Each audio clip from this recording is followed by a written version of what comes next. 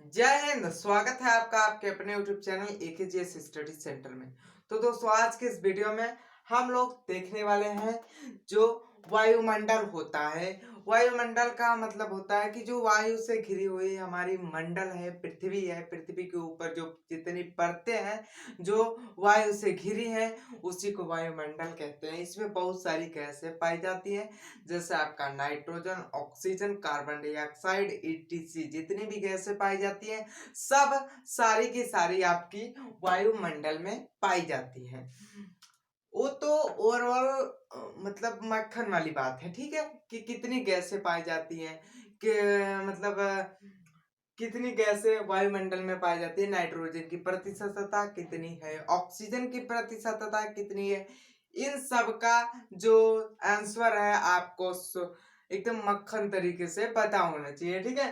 तो वायुमंडल की संरचना के बारे में आज इस वीडियो में हम लोग अध्ययन करने वाले हैं। अगर मैं आपको बता दूं आपके जानकारी के लिए, अगर आपको नहीं पता है तो आपको मैं बता दूं कि जो इसमें वायुमंडल में नाइट्रोजन की प्रतिशतता है, नाइट्रोजन की मात्रा है, वो है 78%। कितना? 75 से 78% है नाइट्रोजन की प्रतिशतता। वही देखा जाए ऑक्सीजन में, तो ऑक्सीजन की प्रतिशतता 21% तक है, ठीक है। 21% तक है, 20 से 21% तक ऑक्सीजन की प्रतिशतता हमारे वायुमंडल में उपस्थित है। और अन्य गैसों की देखा जाए तो भैया 78 जो है उस तरफ देख लिए, ससुराई कौन सा मार कर आ गया, 78 उस तरफ देख लिए, 21 इस तरफ देख लिए, बचा एक आध परसेंट। अब जो एक आध परसेंट बचा है वह जो है अन्य गैसें, जैसे आपका CO2 हो गया, ETC, हीलियम इत्यादि गैसें हमारे वायुमंडल में पाई जाती हैं, ठीक है। इतना आपको ओवरऑल पता होना चाहिए और पता भी रहा होगा। तो इस वीडियो में हम लोग जो वायुमंडल है उसकी संरचना के बारे में अध्ययन करेंगे। मगर उसकी संरचना के बारे में अध्ययन करने से पहले मैं आपको अपनी पृथ्वी की थोड़ा सा व्यू दिखा दे रहा हूँ। ये क्या है? तो भैया ये हमारी प्यारी सी पृथ्वी है। क्या है? पृथ्वी है, ठीक है। इस पृथ्वी को स्वच्छ और सुंदर रखना हमारा कर्तव्य है, आपका भी कर्तव्य है, ठीक है। चाहे वो भारत का हो या फिर वह व्यक्ति चीन का हो, पाकिस्तान का हो, किसी भी देश का हो, इस पृथ्वी से उसका रिलेशन बहुत ही अच्छा रहना चाहिए, ठीक है। तो यह जो पृथ्वी है आपको पता है कि यह मिट्टी से भरी बनी है और इसमें 70% जल है, जल उपस्थित है आपकी पृथ्वी पर, और इत्यादि चीजें खनिज उनिज ये सब भी उपस्थित है आपकी पृथ्वी के अंदर। तो हमको पृथ्वी नहीं देखना है भैया, पृथ्वी नहीं देखना है हमको, इस वीडियो में वायुमंडल देखना है। तो देखिए, इसके ऊपर एक परत पाई जाती है, ठीक है। एक ही परत नहीं पाई जाती है, ढेर सारी परत पाई जाती है। हम ऊपर एक खाली बना रहे हैं, नीचे आप समझ सकते हैं, ठीक है। आप नीचे समझ सकते हैं, हम ऊपर बनाते रहे। तो देखिए, यहाँ जो है एक परत आपको दिख रही है कि नहीं? ये पूरी एक परत इतनी मोटी आपको दिख रही है। यह परत जो हमारे पृथ्वी से करीब 14 किलोमीटर ऊपर तक है। कितना किलोमीटर? तो भैया 14 किलोमीटर ऊपर तक है हमारी पृथ्वी से, धरातल से 14 किलोमीटर ऊपर तक, जिसको हम क्षोभ मंडल के नाम से जानते हैं। क्षोभ मंडल के नाम से जानते हैं। क्षोभ मंडल हमारी पृथ्वी से लगभग 14 किलोमीटर की एरिया को रेंज करता है या फिर नापता है। 14 किलोमीटर की एरिया तक क्षोभ मंडल हमारी पृथ्वी से है, ठीक है। इतना समझा आप लोग? अब हम लोग थोड़ा सा क्षोभ मंडल के बारे में चर्चा कर लेते हैं। तो भैया जो क्षोभ मंडल है यह हमारी पृथ्वी से, हमारी अर्थ से 14 किलोमीटर की ऊंचाई तक है। मतलब हम मान लेते हैं इतना 14 किलोमीटर है। ये हमारी जो है पृथ्वी है, ये पृथ्वी का धरातल है, ये किसका है? तो भैया क्षोभ मंडल का अंतिम बिंदु है। तो इसके बीच में भी तो कुछ पाया जाता है कि नहीं? आप सुने कि भाई भूकंप भूकंप तो नहीं आएगा, ठीक है। आप सुने हैं भाई, आंधी आ गया, तूफान आ गया, ज्वार आ गया, भाटा आ गया, सुरक्का कहा जा रहा है, समझ में नहीं आ रहा है, ठीक है। तो जितने भी ज्वार भाटा, क्या, आंधी तूफान, ठीक है, आंधी तूफान, तूफान और इत्यादि जितनी भी घटनाएं हमारे दैनिक जीवन में होती रहती है, जैसे पेड़ उखड़ गया उधर, तो भैया हवा के कारण ना उखड़ा, हवा तेज हो जाती है तो उसको आंधी कहते हैं, और ज्यादा तेज हो जाती है तो उसे तूफान कहते हैं। तो ये जो आंधी तूफान है, इनका रिलेशन आपके क्षोभ मंडल से है। किससे है? तो भैया आपके क्षोभ मंडल से है, ठीक है, क्षोभ मंडल से है।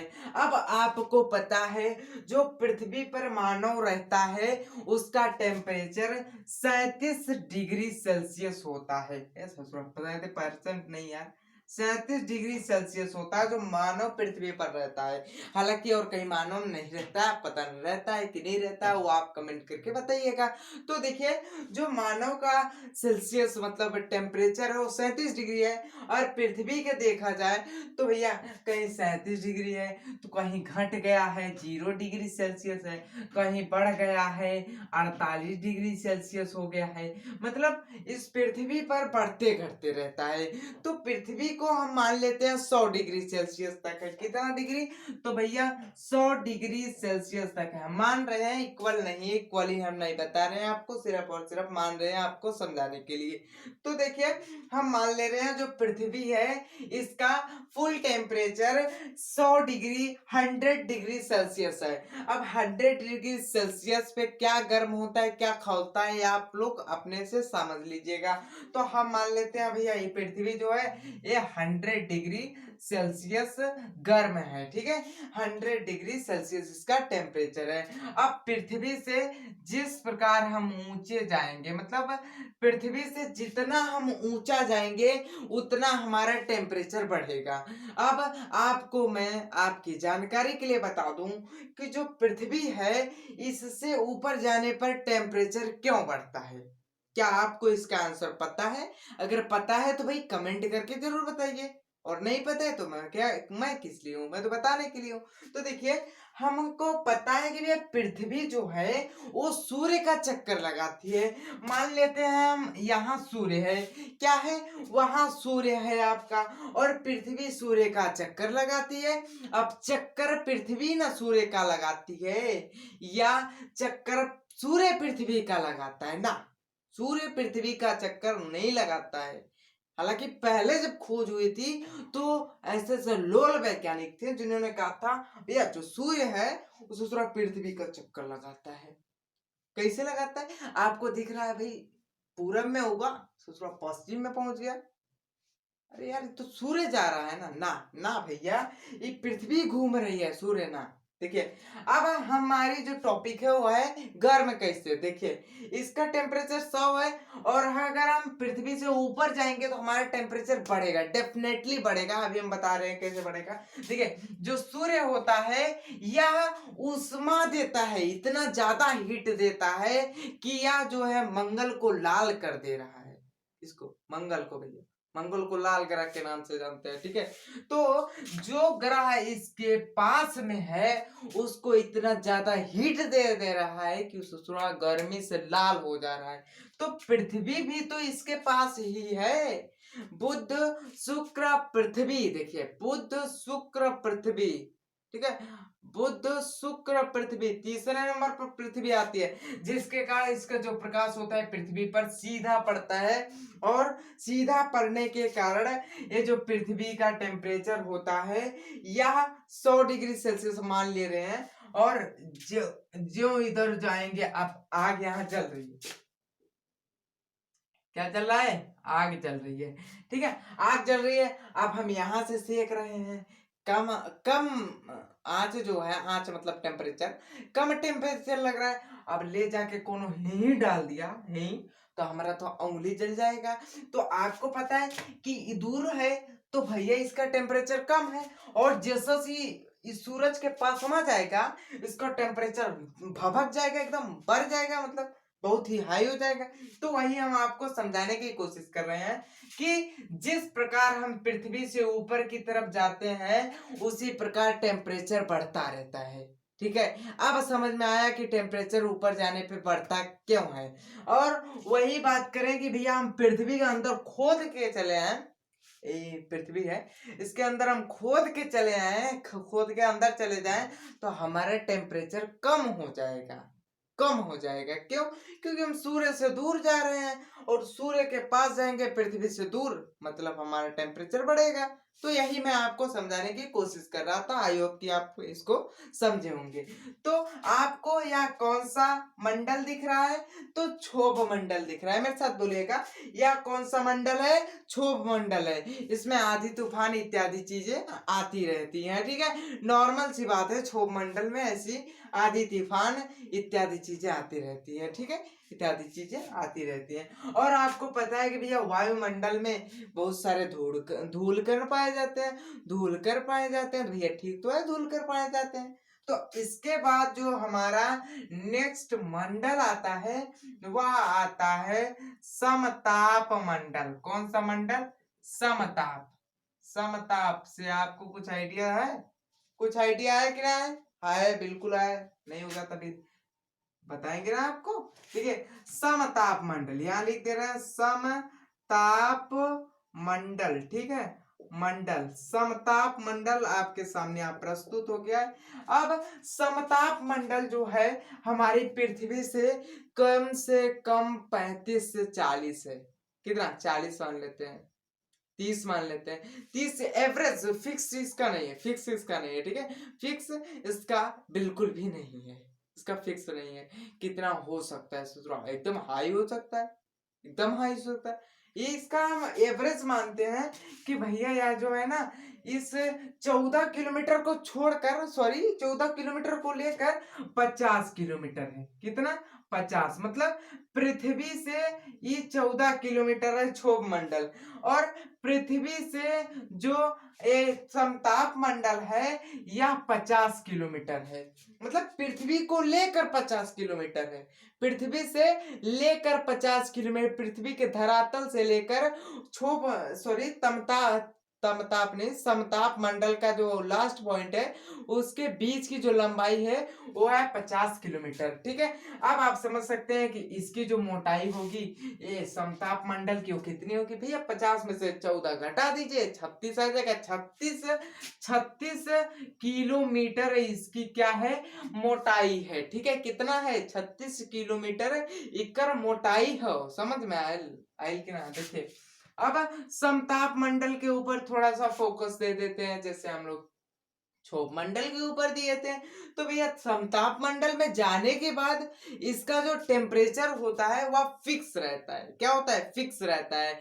ठीक है, क्या होता है? फिक्स रहता है। इसीलिए इसको समताप मंडल के नाम से जाना जाता है।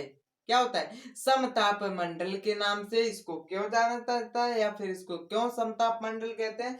क्योंकि इसको जो टेम्परेचर होता है वह नीचे, मतलब यहां से कुछ दूरी तक फिक्स रहता है, उसके बाद जो है ये भी बढ़ता है। क्यों?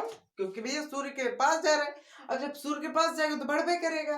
तो यहाँ तक ये फिक्स रहता है, फिक्स रहता है। तो इसमें क्या होता है भैया, आपका जो एरोप्लेन होता है ना, एरोप्लेन आपका नहीं, एयर इंडिया का, ठीक है, एयर इंडिया का एरोप्लेन, इंडिया का एरोप्लेन, ठीक है, ये सब आपके समताप मंडल में उड़ते हैं। कौन सा? हम यहाँ लिख देते हैं एरोप्लेन, एरोप्लेन। ठीक है, एरोप्लेन। और जितने भी मतलब एरोप्लेन से रिलेटेड है, हालांकि इसमें एरोप्लेन ही उड़ती है। क्या उड़ती है? एरोप्लेन उड़ती है आपके समताप मंडल में। आपसे कभी कभी क्वेश्चन पूछ लिया जाता है कि भाई जो समान ताप होता है वह किस मंडल में होता है? तो आप कहेंगे समताप मंडल में। और आपसे क्वेश्चन कभी कभी क्या पूछ लिया जाता है कि जो वायु में हवाई जहाजें उड़ती हैं वह किस मंडल में उड़ती हैं? तो आपको पता है भैया समताप मंडल है, इसमें हमेशा समान ताप रहता है, जिसके कारण जो एरोप्लेन होती है उड़ती रहती है, फ्लाइंग द एरोप्लेन। ठीक है, तो इसके बाद अगर हम बात करें अगले वाले मंडल की, तो आपको पता है कि जो पृथ्वी से लेकर बाहर तक जितने भी मंडल है सब में 5 मंडल है, ठीक है। इसमें 5 मंडल है। वायुमंडल कितने प्रकार के हैं? 5 प्रकार के। तो हम 2 प्रकार के बारे में डिटेल से जान चुके हैं, क्षोभ मंडल, समताप मंडल। मेरे साथ बोलिएगा, क्षोभ मंडल, समताप मंडल, क्षोभ मंडल, समताप मंडल, क्षोभ मंडल, समताप मंडल। इसके बाद आपका आता है ओजोन मंडल। क्या आता है? ओजोन मंडल आता है। क्या आता है भैया? ओजोन मंडल आता है। ओजोन से आपके दिमाग में कुछ बैठ रहा है? नहीं ना बैठ रहा है ना, बैठा था अभी बस बैठा रहे। देखिए ओजोन का जो फॉर्मूला होता है O2 की जगह O3 होता है, ठीक है। इसको हम ऐसे भी लिख सकते हैं O2 प्लस O, ठीक है, O2 प्लस O।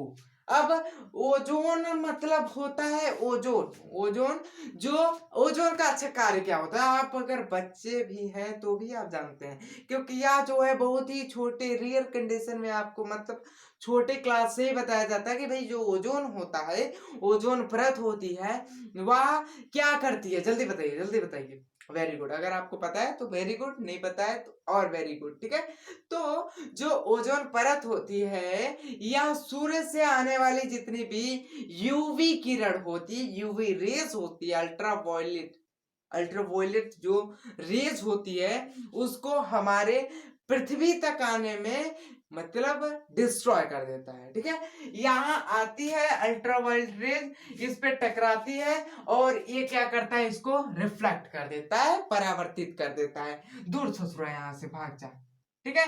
कौन करता है? आपका ओजोन मंडल। अब आपको पता है भैया, ओजोन मंडल जब इतना अच्छा कार्य कर रहा है तो हमको इसको बढ़ोतरी देना चाहिए, इसको और उत्साह देना चाहिए कि भैया और करो और करो। नहीं, हमारे यहाँ क्या होता है, उद्योग डाल देते हैं, इधर उद्योग है, क्या होता है कि धुआं निकल रहा है, इधर से धुआं निकल रहा है। तो भैया जो धुआं होता है उसमें कार्बन डाइऑक्साइड होता है। क्या होता है? कार्बन डाइऑक्साइड होता है, कार्बन मोनोऑक्साइड होता है, पता नहीं कौन कौन सा कार्बन होता है, वो जाता है आपके ओजोन मंडल में। और ओजोन मंडल में ये जो ओ है ना, ओ है, इसको एक ओ को गायब कर देता है। बताइए, O2 बचा, O2 बचा ना, तो O2 क्या कर लेगा बताइए। अब 3 लोग आपको मार रहे हैं और एगो चला गया और आप दोनों को पकड़े पीट दिए, तो दोनों क्या कर लेंगे। तो इसमें यही है कि जब 3 लोग इसको मार रहे थे तो भैया तीनों का पावर लग रहा था। अब एक मर गया तो ये तो वैसे ना हावी हो जाएगा इसके ऊपर, 3 का पावर 2 पे भारी हो जाता है, ठीक है। 3 का पावर क्या होता है, 1 पे भारी हो जाता है, मगर कभी कभी क्या होता है ना, 1 ससुर 2 पे भारी हो जाता है। तो वही हाल यहाँ होता है, ये जो ओ इसमें बचा था एक तो वो गायब हो जाता है कार्बन डाइऑक्साइड CO2 के कारण, जिसके कारण हमें वायु प्रदूषण होता है। वायु प्रदूषण का नाम सुने ना, वायु प्रदूषण, वो ओजोन में ही होता है वायु प्रदूषण, और कहीं नहीं होता है। तो आप समझे कि भैया ओजोन जो होता है ये, इसका फॉर्मूला O3 होता है, और यह जो है सूर्य से आने वाली अल्ट्रावायलेट किरण को क्या करता है, रिफ्लेक्ट कर देता है, परावर्तित कर देता है, और इसका कुछ कार्य होता ही नहीं है। यह जो है यहां से यहां तक सिर्फ और सिर्फ 1.5 किलोमीटर है। अरे बाप रे बाप, 1.5 किलोमीटर है। ससुरा, 1.5 किलोमीटर इसको रिफ्लेक्ट कर दे रहा है, 1.5 किलोमीटर रिफ्लेक्ट कर दे रहा है। कहीं इतना हो जाए तो है, कितना था, 36 और 1.5 37, 37 साढ़े 37 किलोमीटर हो जाए तो इसको तो सूर्य की रोशनी ही नहीं पड़ने देगा, नहीं पड़ने देगा। जितनी भी खराब अल्ट्रावायलेट किरण आती है उसको थोड़ा सा भी नहीं आने देता है, नहीं आने देता है। और आप सुने होंगे कि कहीं जो है ये ओजोन परत का क्षरण हो गया है, जिसके कारण वहां सीधे अल्ट्रावायलेट किरण घुस जाती है। और अल्ट्रावायलेट किरण इतनी खतरनाक होती है कि अगर वह हमारे शरीर पर, हमारे त्वचा पर, हमारे स्किन पर थोड़ा सा भी टच कर देना, थोड़ा सा टच कर दे, तो आपको स्किन कैंसर हो सकता है। हो सकता नहीं, हो जाता है, ठीक है, हो जाता है, ठीक, हो जाता है। किसके कारण? किसके कारण? तो भैया वो अल्ट्रावायलेट किरण के कारण। और अल्ट्रावायलेट किरण को कौन रोकता है? ओजोन रोकता है। कौन रोकता है? ओजोन। ठीक है, आपको याद होगा एक क्षोभ मंडल, समताप मंडल, ओजोन मंडल। आप मेरे साथ बोलेगा, क्षोभ मंडल, समताप मंडल, ओजोन मंडल, क्षोभ मंडल, समताप मंडल, ओजोन मंडल। धीरे धीरे पढ़ेंगे, slow study means the race. ठीक है, तो आगे अगर हम देखें चौथे वाले मंडल की बात करें, चौथे वाले, तो यह जो चौथा वाला मंडल है, यह जो है 50 किलोमीटर से 80 किलोमीटर है।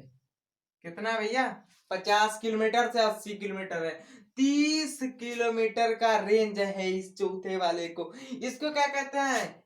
इसको कहते हैं आयन मंडल। क्या कहते हैं? आयन, आयल नहीं, आयन मंडल, आयन मंडल। ठीक है, आयन मंडल के नाम से जानते हैं इस चौथे वाले को।